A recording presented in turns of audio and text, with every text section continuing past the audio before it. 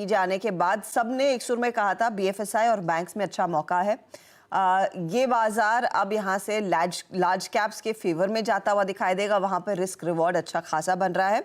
और साथ ही साथ एक और पॉकेट का जिक्र हुआ था, उसमें इंडस्ट्रियल्स में आप कैपिटल गुड्स शेयर चुने, इंजीनियरिंग शेयर चुने। ये वो तमाम पॉकेट्स है जहाँ पर और तेज़ी की गुंजाइश है।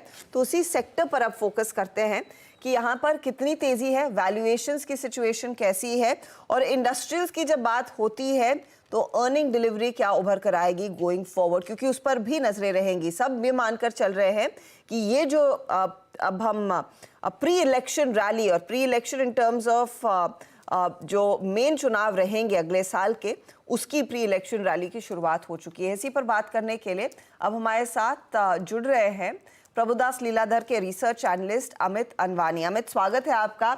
इनफैक्ट आपने भी भरपूर रिपोर्ट सुनी होगी और पढ़ी होगी, जहां पर सब लोग कह रहे हैं कि इंडस्ट्रियल्स एक टॉप सेक्टर है। अब क्या चेंज हुआ है ओवर द वीकेंड कि इतना बुलिश रुझान इंडस्ट्रियल्स पर? जी, डेफिनेटली एक स्टेबल गवर्नमेंट काफी एंड स्पेशली एनडीए गवर्नमेंट का काफी फोकस रहा है to boost the capex across sector. अगर आप देख लें, बहुत सारी अनाउंसमेंट हुई है पिछले 2-3 महीनों में। अब डिफेंस में एवन देख लीजिए, रफली 2,20,000 का अनाउंसमेंट हुआ जो ऑर्डर्स फ्लो थ्रू करेंगे डिफेंस कंपनीज को। आप थर्मल पावर में अनाउंसमेंट देख लीजिए, जो पहले बात हो रही थी कि we can't rely too much on thermal power, अब मिनिस्ट्री बात कर रही है minimum 55-60 gigawatt addition by 2030। And आप बायोगैस बायोफ्यूल की बात कर लीजिए, 1% ब्लेंडिंग अनाउंस के। सो मैनी थिंग्स सराउंडिंग जो एनर्जी ट्रांजिशन की हम बात कर रहे हैं, जो ओवरऑल ट्रांसफॉर्मेशन ऑफ सेक्टर्स की बात कर रहे हैं, तो काफी ब्रॉड बेस्ड सपोर्ट गवर्नमेंट का रहा है पिछले 5-6 सालों में।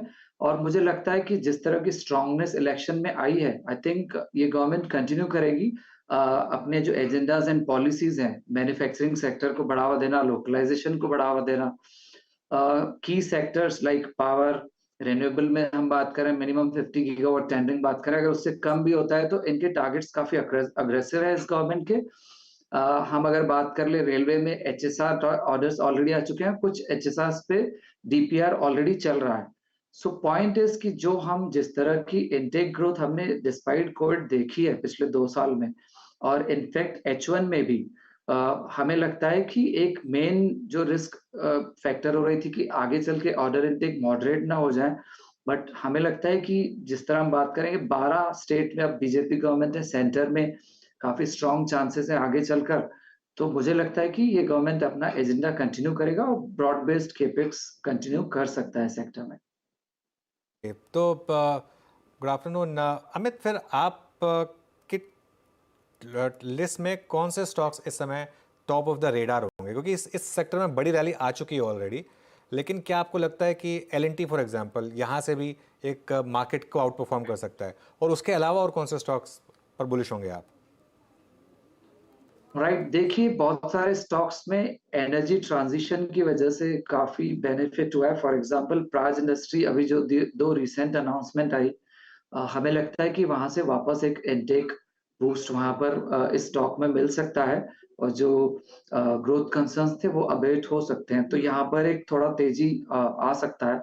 सेकंड, जो आपने L&T की बात की, डेफिनेटली L&T हमारा टॉपिक था, अभी तो काफी रैली आ चुकी है, बट मुझे लगता है थोड़ा री रेटिंग का स्कोप और बनता है बिकॉज ऑफ 2-3 थिंग्स। एक तो हम डोमेस्टिक केपेक्स की बात कर रहे हैं, कंपनी मिडल ईस्ट से काफी बड़े ऑर्डर्स विन कर रहा है, जहां पर एक front loading of order book है वो मोर देन 4 लाख से भी ज्यादा हो चुकी है, और इस बार तो आई थिंक इनटेक में 20% से ज्यादा भी बढ़ावा हो सकता है इस साल के लिए।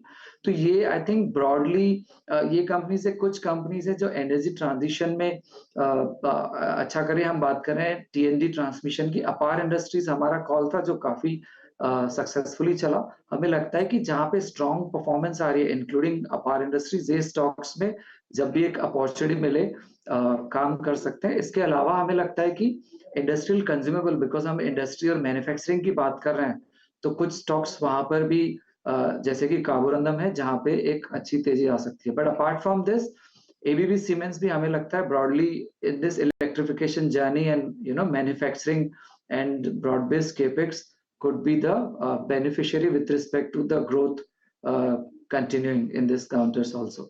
एक चीज जो अमित आपने मेंशन की कि पॉलिसी कंटिन्यूटी रहेगी और उसी को शायद बाजार अब यहाँ से आगे और भुनाना चाहेगा। अब गोइंग इन द पास्ट की जिस तरह का सरकार ने खर्च किया है, किस तरह की कैपेक्स की कैलकुलेशन लार्जली अब होती हुई दिखाई देगी फॉर द कमिंग फिस्कल, उस पर क्या कुछ गणित या फिर कुछ एनालिसिस है आपका?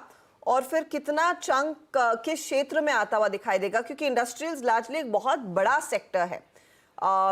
यहाँ पर कुछ सरकारी कंपनियां भी आती है, कुछ निजी कंपनियों का जिक्र आपने भी किया है।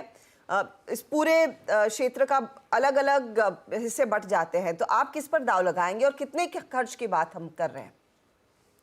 राइट, तो देखिए हम ट्रांसमिशन सेक्टर में बात कर रहे हैं रफली 90,000 करोड़ केपेक्स, जो ऑलरेडी पावर मिनिस्ट्री की committee on the verge of clearance है। HVDC ऑर्डर्स रहेंगे इसमें ज्यादातर।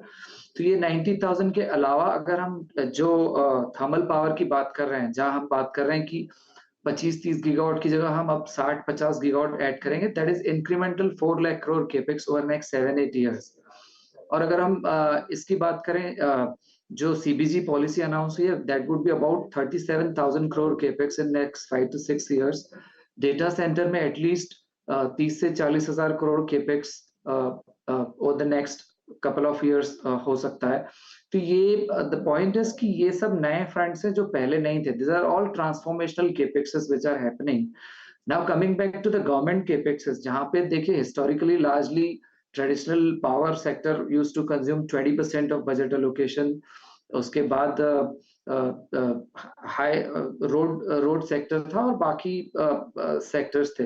तो मुझे लगता है ब्रॉडली, जैसे मैंने बताया, focus will be around the energy transition। तो रिन्यूएबल सेक्टर में काफी अच्छी स्पेंडिंग होगी। अगर हम 30-50 गीगावाट एडिशन की बात कर रहे हैं, 1.5 से 2.25 लाख करोड़ का केपेक्स ईच ईयर एवरेज हो सकता है वहां पर।